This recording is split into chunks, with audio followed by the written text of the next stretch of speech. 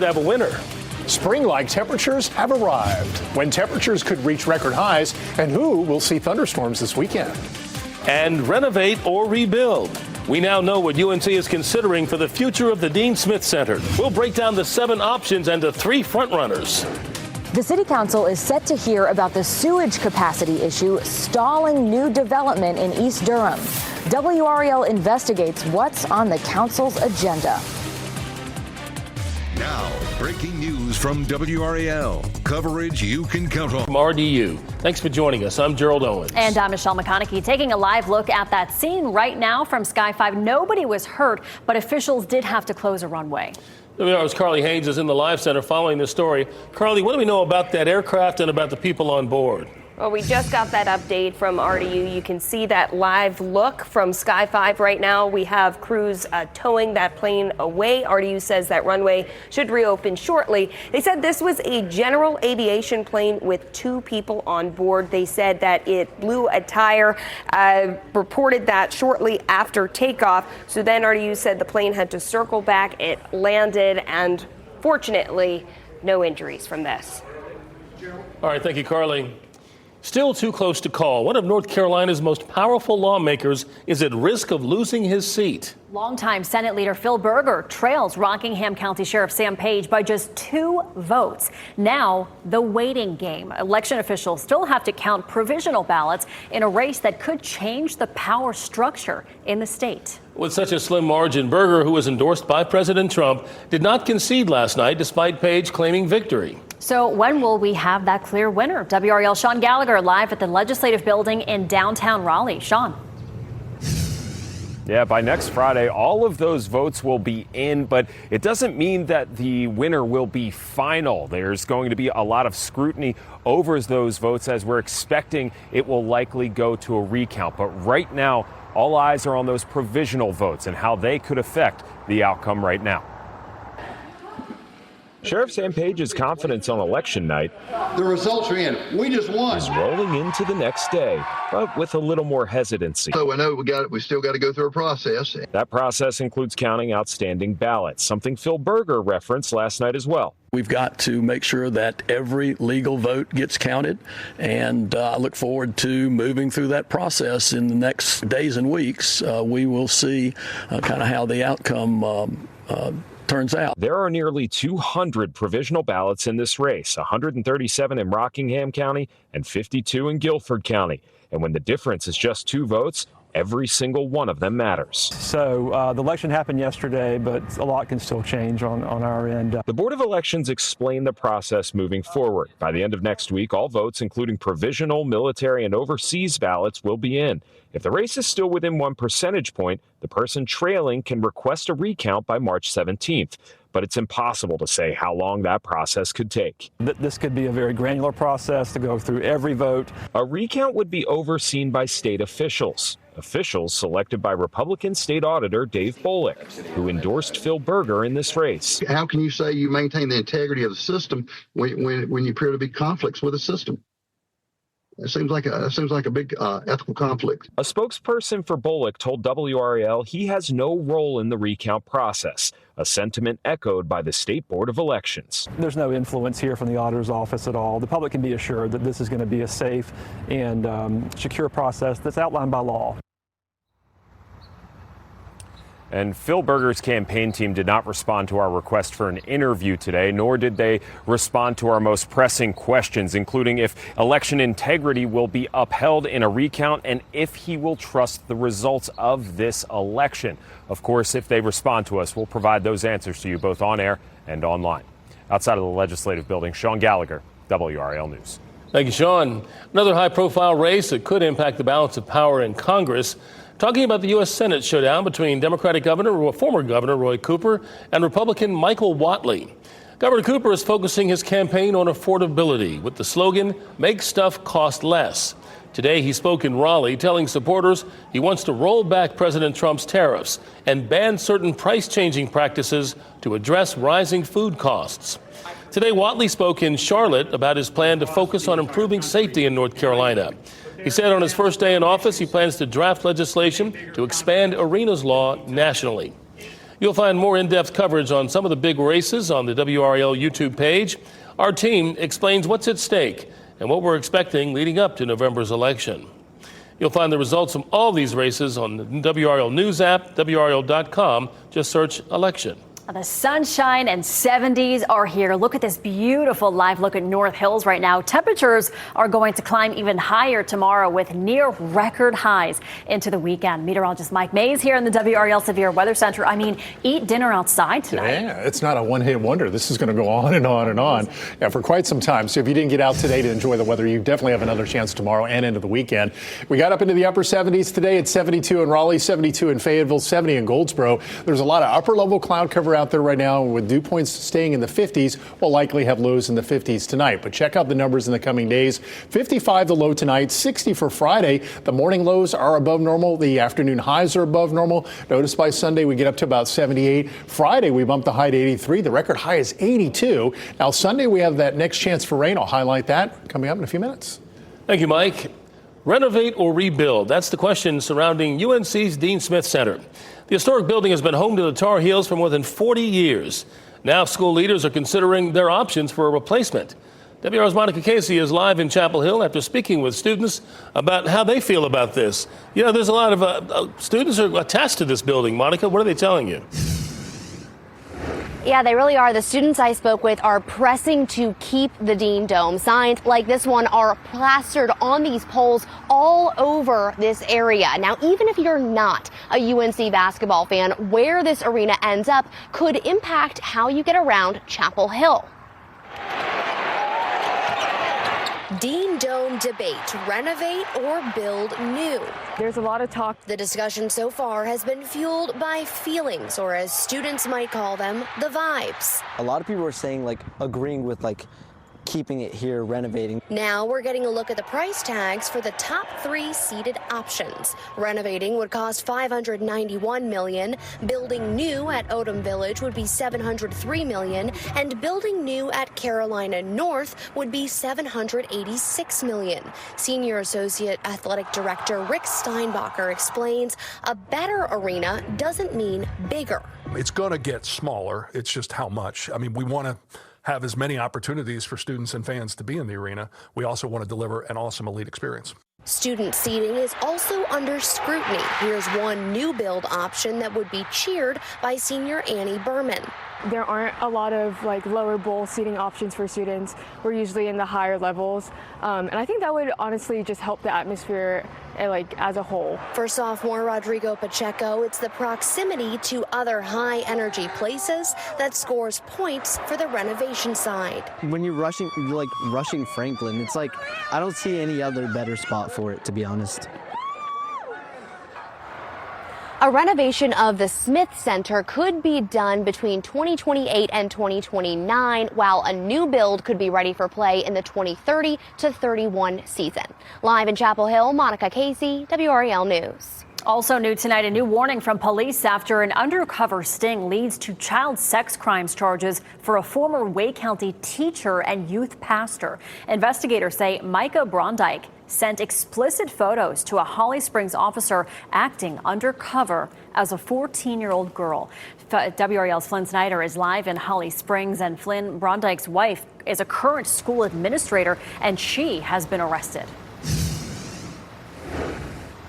Michelle, that's right. The incident prompted Roseville High's principal to send a letter to families. This investigation started on a social media app and ended with charges from Holly Springs police.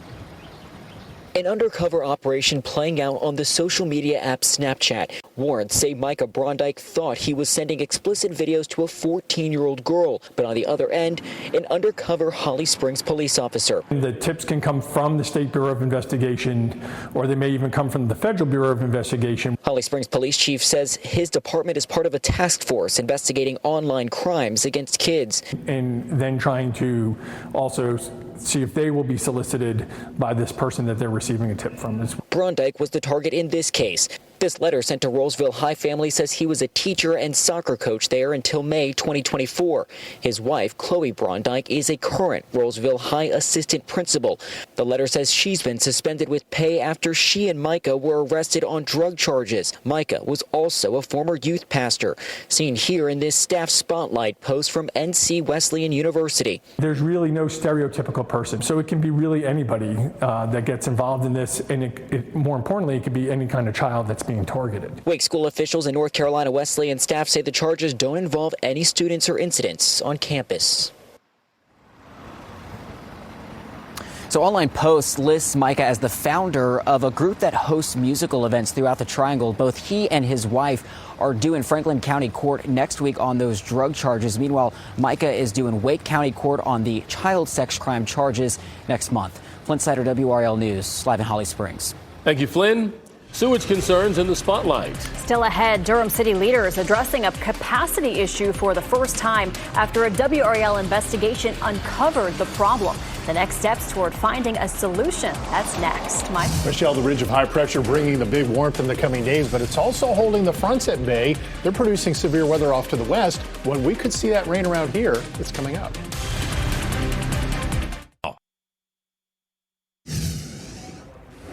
Welcome back here in the WRAL Live Center. We are following an update out of Capitol Hill in D.C. The Senate has struck down a resolution that would have halted the U.S. war on Iran. Senate Republicans struck down what's being called the War Powers Resolution. It would have required congressional approval before any further attacks on Iran. This was voted down by a tally of 47 to 53. Obviously, these updates out of Iran are coming out every few minutes, so you can stick with us. Watch NBC Nightly News with Tom Yamas for the very latest. Thank you, Carly. One of the immediate impacts from this war in Iran has been the impact on gas prices. Today's average gas price across North Carolina, $2.99 a gallon. That's up 8 cents from yesterday. In Raleigh, the average price for a gallon is $3.04. That's also up 8 cents. The highest average gas cost in the area is in Halifax County. That's $3.14 a gallon. The lowest price is $2.80 in Sampson County. WRAL's 5 on Your Side will track these for you every day. The city's going to address issues of sewage capacity in East Durham after a WRAL investigation last month put them in the spotlight. WRAL Investigates Sarah Kruger shares more about what's expected in a city council work session that's happening tomorrow. The water management director is scheduled to give a presentation on this topic here at City Hall during the City Council work session. We know the city has known about the issue since at least December, yet it was not until WRAL Investigates started asking questions that they added this to a public meeting agenda. WRAL Investigates told you last month that the sewage system for the eastern part of the city was at full capacity, putting all new development, including hundreds of housing units, on hold, with a fix not expected until 2029 or 2030.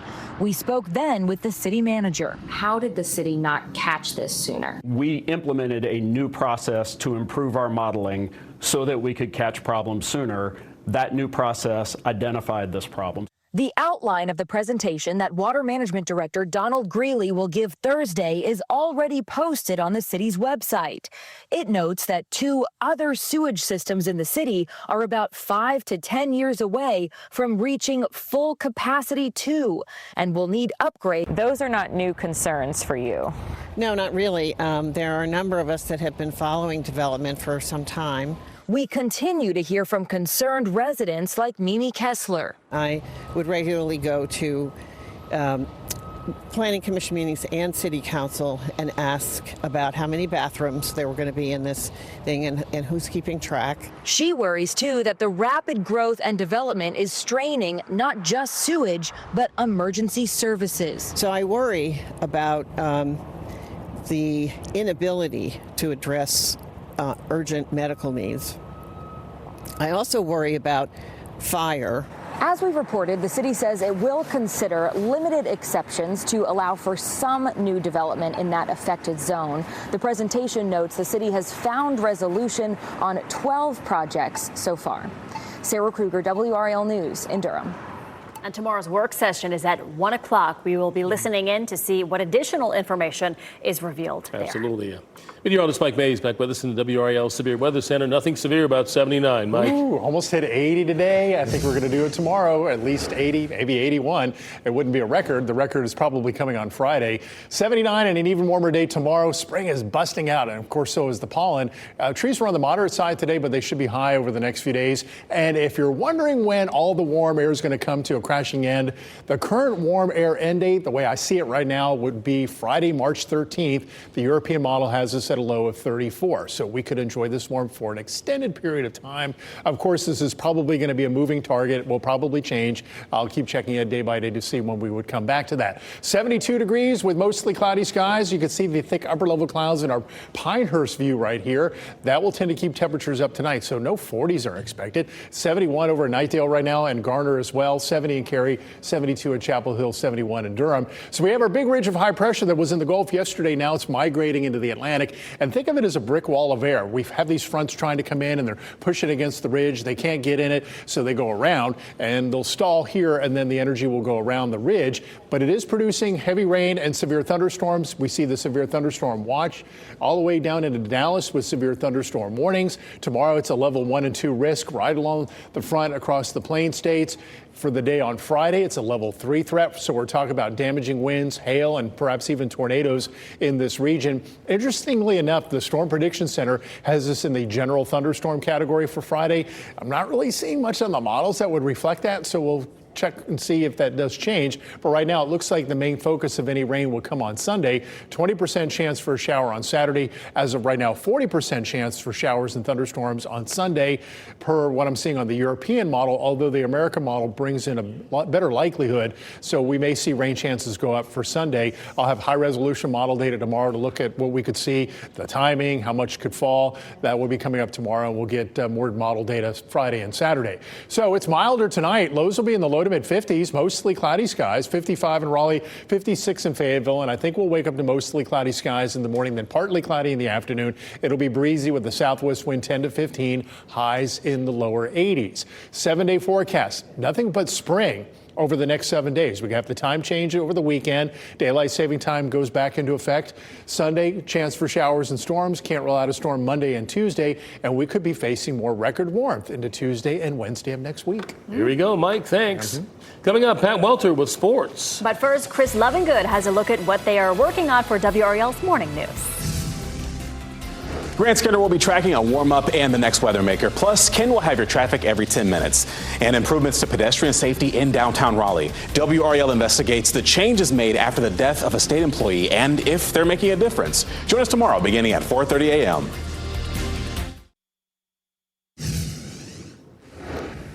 Luke Kuechly is going into the Hall of Fame. Now the team gets to join him in Canton, Carolina, playing in the Hall of Fame game for the first time in over 30 years. Panthers Cardinals are going to open up the preseason Thursday, August 6th in Canton, Ohio. The game, a reflection of this year's Hall of Fame class, which features Kuechly and Cardinals receiver Larry Fitzgerald.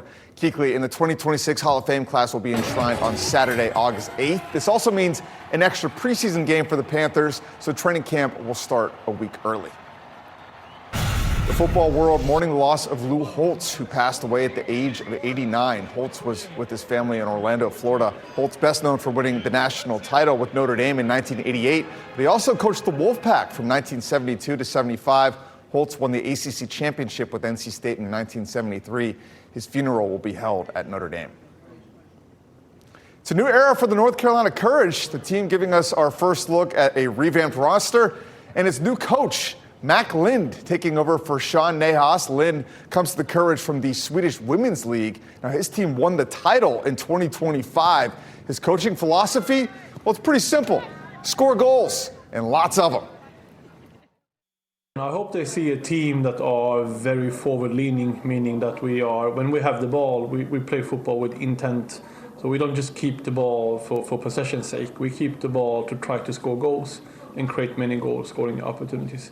If you have seen our games in the scrimmage this preseason, you've seen how many goal-scoring opportunities we have created, and we have scored crazy many goals in the few matches we have played so far.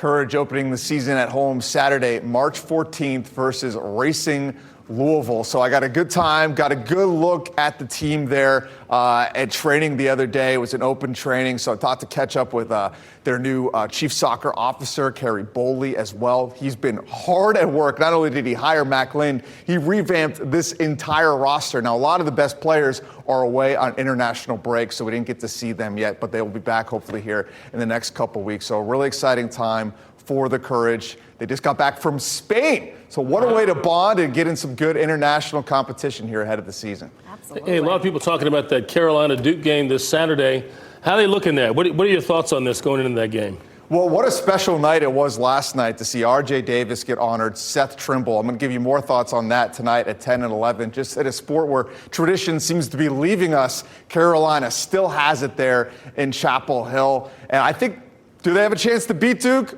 I don't know. We'll find out if Caleb Wilson's going to come back. I know he's practicing, hasn't been cleared yet for 5v5. Hubert Davis set to speak to us tomorrow afternoon. Wow. All right, Pat. Yep, thank you. And thank you for joining us. Coming up, new information on the small plane crashing into homes. We're just minutes away from NBC Nightly News. And then coming up on WRAL News at 7, one of the state's most powerful lawmakers is on the verge of getting booted out of office. We take a closer look at what could determine who comes out ahead. Just 2 votes separating Sam Page and Phil Berger. That's coming up at 7 o'clock.